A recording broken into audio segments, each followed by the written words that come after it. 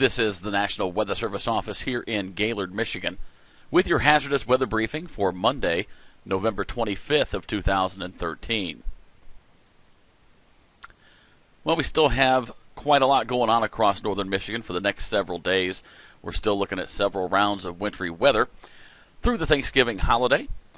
Looking at specifically for today, we are going to see a cold front work into northern Michigan this morning. Now, this cold front, as it moves in over Lake Michigan, is really going to start to enhance lake effect snows.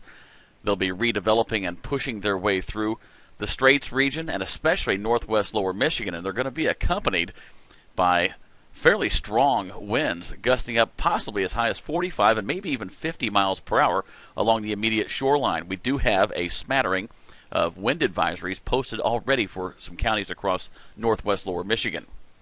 Now, the combination of that falling snow and those strong gusty winds will produce some periods of poor visibility and overall hazardous driving conditions. And also, we're going to have gale force wind gusts out across the Lakes Michigan and Lake Huron today.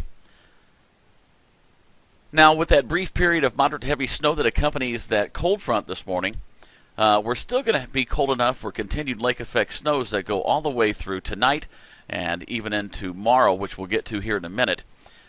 And as we look at the forecast snowfall on that map, the big map on the left there, we could see several inches of snow across portions of northwest lower and even up there in far northwest Chippewa County as we go through tonight. Now, again, the map's on the right-hand side. We're looking at Tuesday and Wednesday now.